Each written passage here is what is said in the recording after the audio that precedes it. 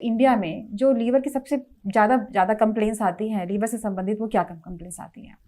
देखिए, लिवर की जो डिजीज़ है उसका जो स्पेक्ट्रम है, यानी कि क्या क्या डिजीज़ होती है, किस एज पे होती है, वो पिछले 20-25 साल में कम्प्लीटली चेंज हो गया है। ओके।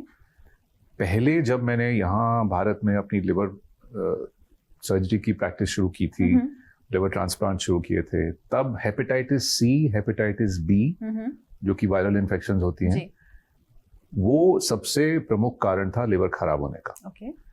और उसके बाद अल्कोहलिक लिवर डिजीज। ओके। अब पिछले एटलीस्ट 10 इयर्स में ये सिचुएशन कंप्लीटली चेंज हो गई है। अब कॉमनेस्ट रीजन किसी का लिवर क्यों फेल होता है वो है फैटी लिवर डिजीज, जो कि अल्कोहल के कारण नहीं होती। Non alcoholic fatty liver disease has become the main reason why people have liver failure, liver cancer. Okay. तो अब प्रमुख कारण है non alcoholic fatty liver disease. उसका जो नया नाम हम लोगों ने दिया है उसको है MASLD, metabolic dysfunction associated steatotic liver disease. Metabolic dysfunction मतलब है कि शरीर में मेटाबॉलिज्म जो खाने का है, जो ग्लूकोज का है, वो खराब हो जाता है, फिर फैटी लिवर होता है। तो steatotic means fatty liver, so that's why metabolic dysfunction associated steatotic liver disease. हमारा जो खाली पर्सपेक्टिव चेंज हुआ या सच में सिचुएशन जो है वो चेंज हुई है, इस तरफ आई है? सो सिचुएशन कंप्लीटली चेंज हुई है। So fatty liver disease is the commonest cause of liver failure, liver cancer. उसके बाद अब अल्कोहल आ गया है और वायरल डिजीजेस नीचे चली गई हैं क्योंकि उनका ट्रीटमेंट हो गया।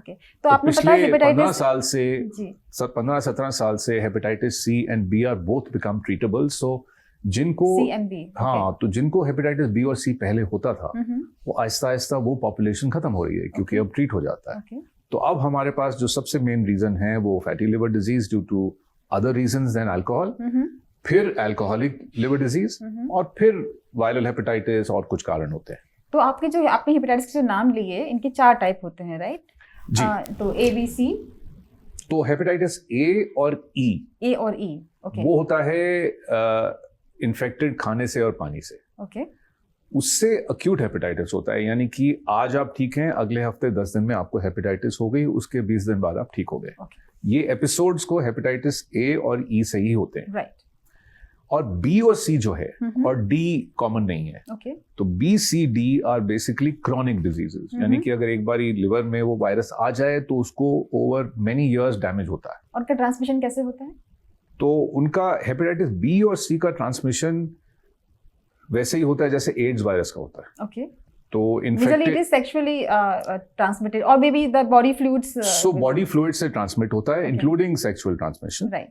तो infected blood, infected sputum, infected body fluid से होता है। तो ये डायलिसिस मशीन से हो सकता है। अगर ड्रग अब्यूजर्स होते हैं, कॉमन नीडल शेयर करते हैं, उससे हो सकता है। ब्लड ट्रांसफ्यूजन से हो सकता है, सेक्सुअल कांटेक्ट से हो सकता है। तो बी और सी और एड्स सेम तरीके से स्प्रेड होते हैं। और ए और ई खाने पानी से होते हैं। तो जैसे कि हमारे पास अभी आज के दिन में वैक्सीन्स भी अवेलेबल हैं, और ये वैक्सीन्स आई थिंक बी और सी दोनों के लिए है, ए और बी के लिए है। और इन कितनी सक्सेसफुल है ये वैक्सीन्स और किस समय लगाई जाती है? तो हेपेटाइटिस बी सबको लगाना चाहिए। It's a universally applicable vaccine और उसकी सक्सेस रेट 98% है।